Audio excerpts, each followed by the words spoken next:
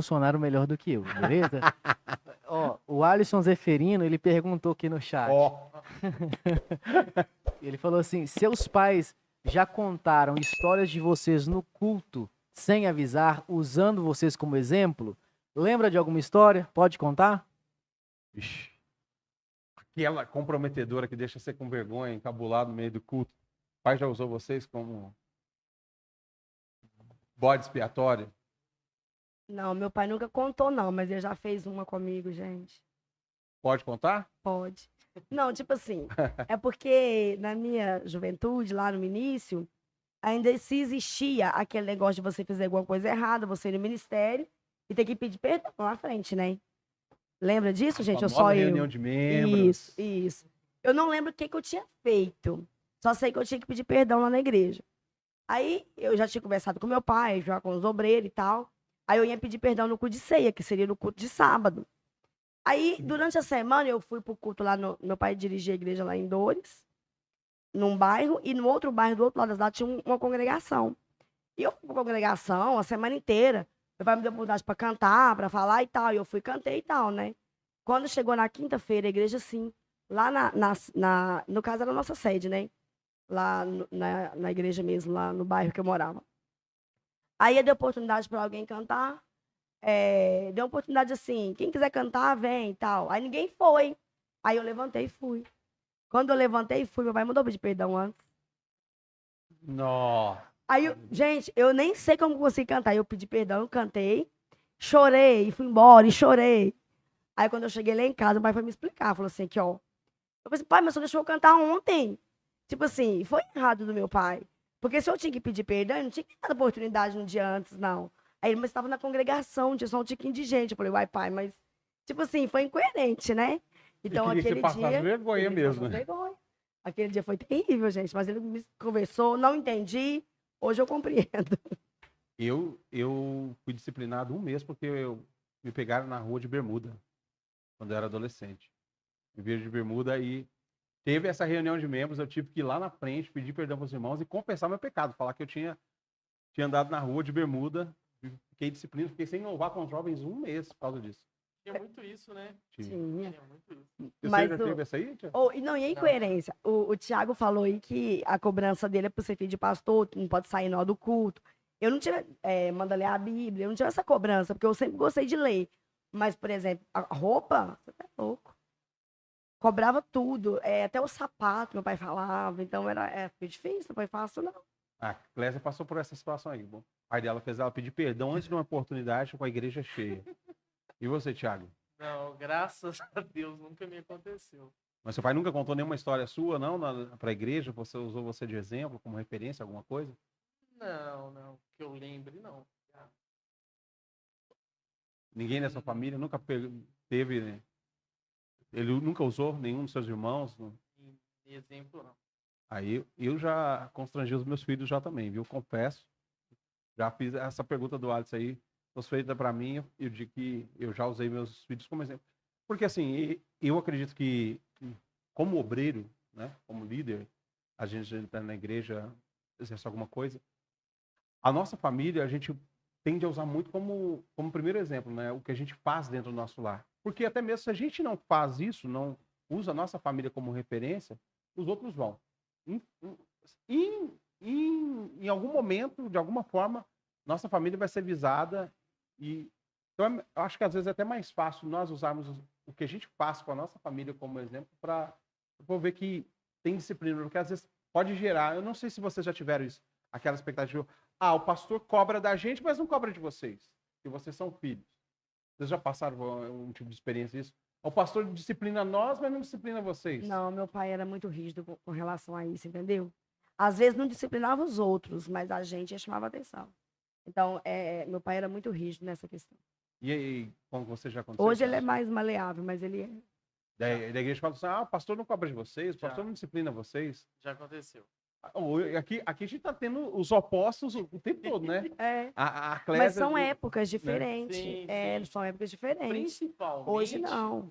Principalmente em questão de namoro. Né? Então, assim, já falaram muito. Mas é isso e aquilo, mas mesmo assim, não era questão de realmente ter uma cobrança, sabe? Ah, se fosse, mas realmente a igreja pesa muito em relação a isso. Ah, para você pode, pra gente não pode. Sim, tem muito isso. Ah, isso aí eu acredito que deve ter demais, né? Que o povo, assim, eu vejo que muito esse tipo de coisa acontece porque as pessoas elas querem justificar os seus erros, as suas ações, por causa dos outros, dos erros dos outros, ou dos possíveis erros dos outros, né? Quando as nossas escolhas são definitivamente, só refletem aquilo que é nosso mesmo, cabe somente a nós. A gente tem que arcar com isso, né? E eu acredito que, pelo pouco que eu conheço do seu pai, pai da Clésia, não conheço ele pessoalmente, não tive convívio, mas pelo que ela fala, que ela testemunha dele aqui, que a gente está ouvindo, a cobrança deveria ser maior ainda em casa. Eu acredito que filho de pastor ainda sofre mais cobrança do que a igreja em si. Porque eu acho que todo pai deve fazer, não, pelo fato de você ser filho de pastor, você tem que ter mais cuidado ainda, porque vão estar sempre te observando. Eu não sou pastor, sou diácono e falo isso com meu filho. Você tem que dar exemplo, porque você, pelo fato de ser filho de diácono, de porteiro, eles vão olhar mais para você, né? Então, você tem que dar o exemplo para as outras crianças. E eu falo a verdade, eu cobro isso do meu filho. Teve uma criança que visitou com o pai dele nossa igreja recentemente, e nenhuma das crianças cumprimentou a outra criança que chegou lá, que era filho de um pastor de fora. Aí eu falei com o Davi, vai lá, cumprimenta o menino, pede para ele sentar perto de você, para ele se sentir acolhido. Aí o Davi foi lá, deu a paz do Senhor para ele, chamou ele para sentar do lado dele. E eu vi que nenhuma das outras crianças teve assim essa iniciativa. E hora que tinha crianças mais velhas que o meu filho, meu. E eu acho que, igual a Clésia falou, né?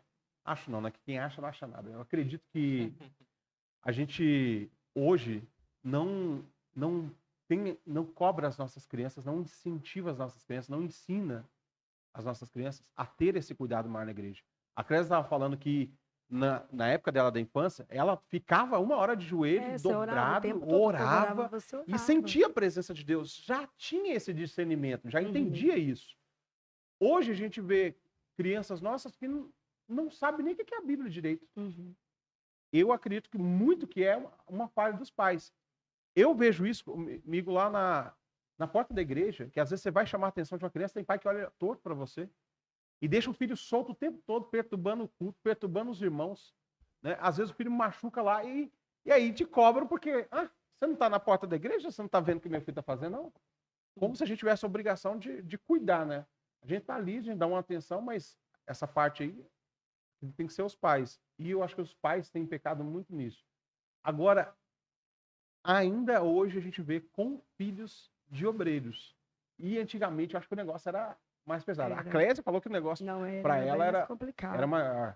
E, Tiago, você vê isso hoje que os pais, inclusive de obreiros, não estão dando essa devida atenção com relação à questão da obra. Eu não digo no convívio de ser pai, de dar as coisas, de educar no dia a dia, mas em relação à igreja em si. Porque eu tenho visto, pelo menos na nossa igreja, as crianças, a maioria é um caos. Só por Deus. E os pais não dão atenção. Sim, eu peguei um pouco dessa época, né? Não tão, mas eu peguei um pouco. Eu lembro que a famosa reunião de membros, o meu pai uma vez colocou uma televisão em casa, não podia. E foi o... Então eu lembro de alguns detalhes de acontecidos. Mas sim, vendo a geração de hoje, eu vejo que está bem... Eu creio que antigamente, vendo meu pai, a forma que a gente foi criado, acho que a gente tinha uma cobrança a mais.